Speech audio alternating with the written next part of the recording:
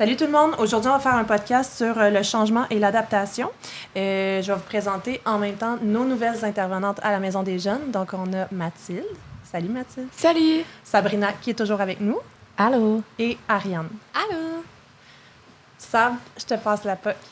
Oui, en fait, comme Mylène disait, on va parler du changement de l'adaptation. J'aimerais vous entendre, les filles, pour vous, ça représente quoi le changement, en fait? Vous en vivez un, là, actuellement, avec le nouveau travail, en fait, aussi, hein? Ben, le changement, ça apporte beaucoup de stress, c'est sûr, de peur. Comme en ce moment, elle a dit, on vit un changement aussi dans notre environnement. Là, on a changé de travail pour venir ici. Fait que c'est sûr que c'est beaucoup aussi de la peur de l'inconnu, je dirais. Mais c'est ça. Pour toi, Ariane? Ben, je dirais que c'est surtout, mettons, tu sais, ça change la routine. Tu sais, moi, dans mon ancien emploi, je faisais souvent la même chose.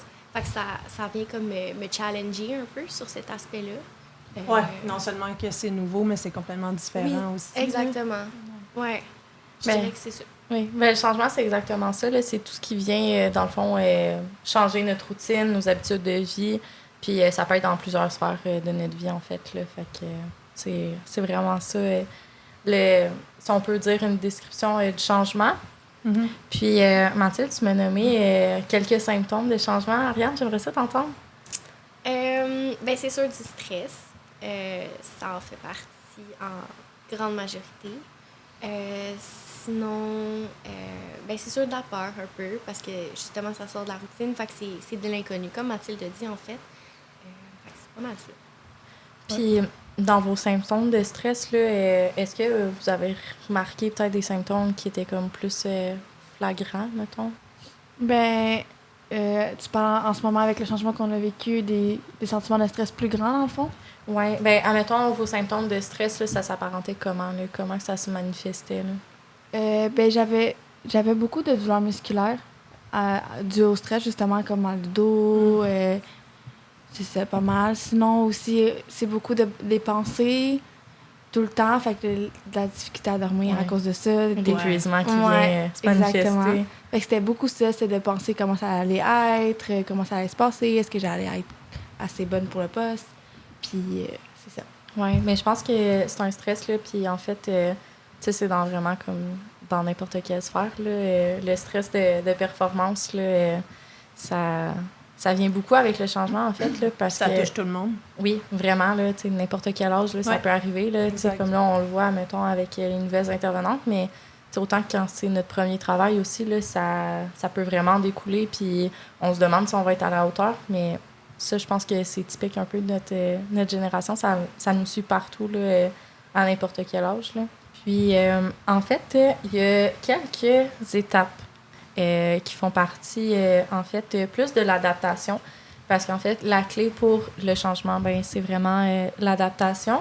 Puis, je vais vous en nommer quelques... Ben, en fait, je vais vous nommer les 5, puis j'aimerais ça que vous me dites, vous êtes à quelle étape en ce moment là, avec votre nouveau travail?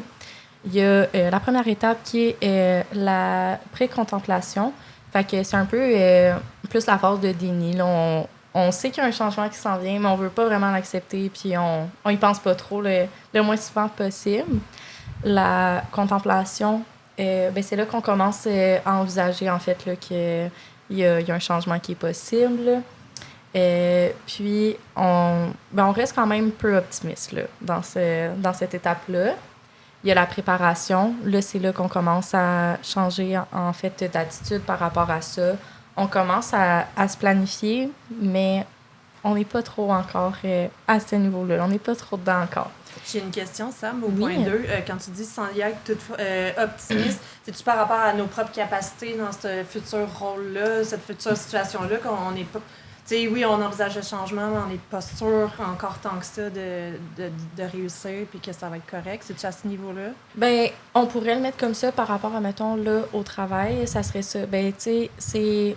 On n'est pas sûr, là. On n'est pas sûr encore. Est-ce qu'on veut le faire ou on veut pas le faire, là?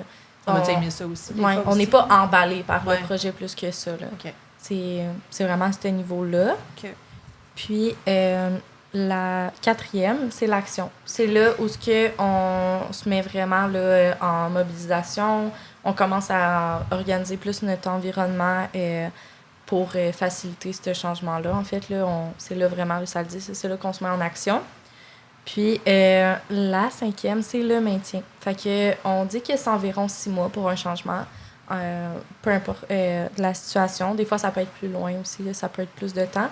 Mais au bout de 6 mois, on dit vraiment qu'on est dans un maintien. Là, puis, dans le fond, on continue nos efforts pour que notre changement fonctionne puis qu'on voit les effets positifs du changement. Puis vous, les filles, avez-vous des trucs pour faciliter le changement? Je vais répondre à la première question qu'elle nous a dit. Dans le fond, elle nous a demandé on était rendu à quelle étape. Moi, je dirais comme entre 3 et 4. OK. Parce que, tu sais, oui, 3, comme la préparation et tout. Tu sais, là, vraiment, on a comme eu 2 semaines off ou que j'ai pu me préparer un peu. Mais je suis encore un peu dans ça. Ouais, organiser l'horaire. Comme entrer le nouveau mode de vie que j'ai en ce moment. Ouais. Puis aussi, dans l'action, me mettre un peu dans le bain de ce qui se passe. Fait que je te dirais plutôt au milieu en ce moment.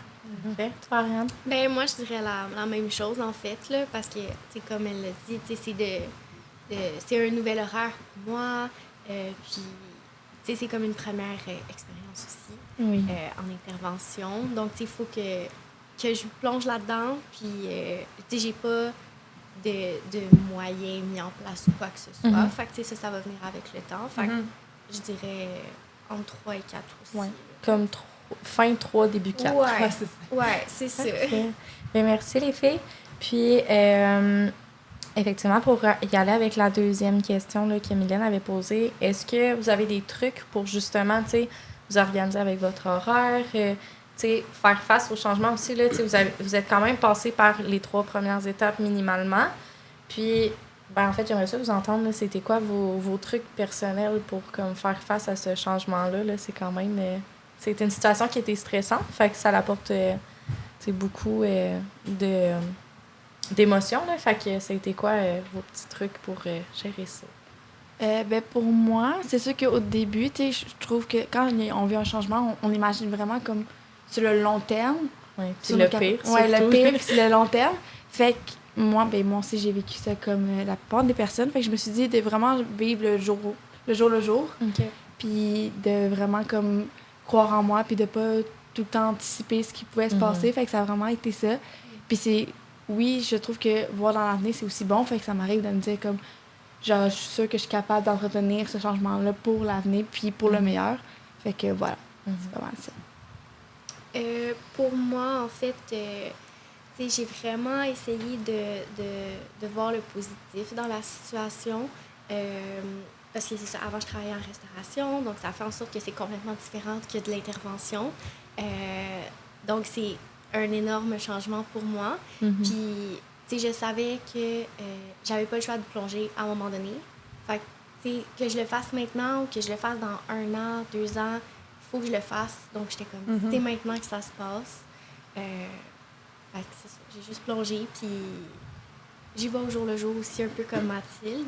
Puis aussi, je dirais que ça aide dans un sens de ne pas être la seule nouvelle aussi. Ça enlève quand même un gros stress pour moi. Là. Ouais. C'est pas mal ça. Je comprends ça parce que moi, quand je suis arrivée, justement, c'était comme moi la nouvelle. J'étais comme toute seule, puis l'équipe était déjà formée. Fait que c'était quand même un stress de savoir aussi est-ce que j'allais comme être à la hauteur de ces intervenantes-là. Là. Fait que c'était vraiment comme... Moi aussi, c'était comme ma première job en intervention. Je suis encore dans ma technique. Fait que là, c'était vraiment stressant. Puis je me disais aussi, j'étais à ma première session technique. Je savais pas trop si j'avais avoir les capacités, en fait, pour le faire. Là. Fait que je comprends ça un peu, mais inquiétez-vous pas, ça va bien se passer. J'aimais ça quand Mathilde aussi t'a pensé à plus tard. Aussi, tu sais, des fois, positivement, de s'amener à comme, OK, peut-être que maintenant, c'est pas parfait ou je me sens pas super à l'aise, mais de se projeter un peu plus tard, de dire, mais que ça fasse tant de temps puis que j'ai vécu X, Y situation, ben là, tu sais, je vais être encore plus solide, tout ça. Fait que de se projeter positivement comme ça, ça aide aussi, là. Fait comme, de relativiser aussi, de comme, maintenant, c'est ça, mais, tu sais, avec le temps, ça va être encore mieux. Puis de se donner un lousse là-dedans aussi, là.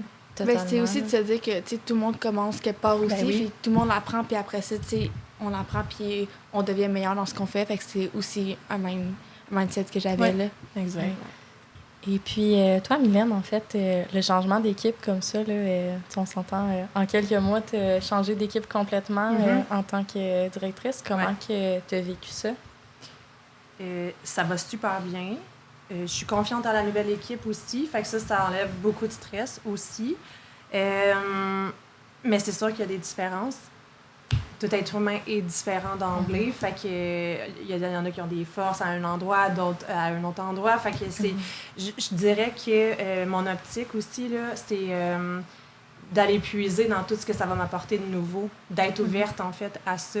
Fait que ça amène un changement c'est léger puis c'est positif puis ça je sais pas comment le dire mais t'es beaucoup plus ouverte puis ça va super bien aussi. Je sais pas comment le dire autrement, honnêtement, mais je pense que c'est vraiment d'aller puiser dans les forces de chacun puis de créer quelque chose de nouveau puis de voir qu'est-ce que ça va apporter. C'est vraiment ça, je te dirais. Là. Mais je pense que si on adopte le changement, mettons, avec une ouverture d'esprit, là, je pense que ça peut déjà enlever un certain stress. Puis... Parce que si on compare, là, ça, c'est la pire affaire à faire. Ah non. Parce que chaque être humain est différent aussi, puis ça se fait comme pas non plus de faire comme, ouais, mais elle faisait ça, elle le fait pas, ouais, mais qu'est-ce qu'elle fait que, mettons, un autre apportait pas. C'est vraiment d'aller dans l'optique de ce que ça apporte et non de comparer. Et je pense que dans tout, en fait, là, tu as un nouveau travail, un nouvel endroit où qu'on habite. Il y a des points positifs, il y a des points négatifs dans tout, mais je pense que pour avoir, admettons, une bonne adaptation, c'est d'aller checker les points positifs, pas les négatifs, là, parce que sinon, on s'en sortira jamais. Là. Non, puis je pense que chaque chose arrive au bon moment dans la vie aussi. Là. Il y a un petit peu de ça, dépendamment d'où on est rendu en tant qu'organisme ou amoureux ou type de relation dans nos vies, ce que ça nous apporte maintenant, mais c'est ça que tu t'es rendu d'être aussi. Je pense que garder une certaine optimisme, là, c'est vraiment la meilleure chose à faire pour le changement. Ouais. Puis toi? C'est sûr que moi, au départ, là, ça me stressait, vu que depuis que je suis arrivée, en fait, j'ai été avec les mêmes intervenantes depuis le départ. Ouais. Fait que c'est sûr que ça me stressait. Il y a eu beaucoup de choses stressantes aussi, là, dû au fait que les filles sont parties, puis il y avait comme personne avec qui, en fait, je faisais équipe. Là. Oui. J'étais la seule intervenante. Fait que c'était vraiment stressant. Je dirais qu'en général, ça s'est bien passé. C'était quand même une montagne d'émotions à laisser partir les filles. C'est quand même quelques mois. Puis il faut l'accueillir, ça aussi. Il faut vivre chaque étape là, du processus. Mais je m'attendais pas à ça. Je m'attendais pas comme à avoir de la peine. Puis, tu sais, quand la dernière intervenante est partie, tu sais, j'ai même pleuré. Puis je m'attendais pas vraiment à vivre ce changement-là, d'attachement-là, tu sais, en fait. Mais, en fait, je l'ai accueilli, justement, puis je l'ai vécu. Puis après, je me suis dit, ça va être un été vraiment différent. Puis un différent de l'hiver, en fait, là. Puis... On va créer d'autres choses. Là. Je l'ai vu comme ça. Là. Je pense que le fait de laisser la place à cette émotion-là aussi, puis pas de la cacher en dessous du tapis, puis d'être dans le fameux déni qu'on parlait tantôt. Là. Oui. C'est dans les étapes, mais c'est ça aussi. Tu l'accueilles, puis après, tu es prête à laisser de l'espace à l'autre, parce que tu as laissé de l'espace à cette peine-là. Il y a des étapes, puis tu les as bien vécues. Super. Voilà. Puis, en fait, on va closer le podcast avec certains référencements. Pour, en fait, toute situation qui pourrait être stressante ou de détresse psychologique, il y a toujours Tel Jeune qui est ouvert 24 sur 24, 7 jours sur 7, soit sur Internet ou par téléphone. C'est sûr qu'il y a nous, les intervenantes de la Maison des Jeunes, là, à qui vous pouvez venir parler en tout temps quand on est ouvert ou par notre Instagram là, que vous pouvez toujours nous écrire. Il y a aussi SOS Suicide qui est aussi disponible en tout temps. À l'école. Professeur, TES. Oui. Faites attention à vous. Oui. À bientôt.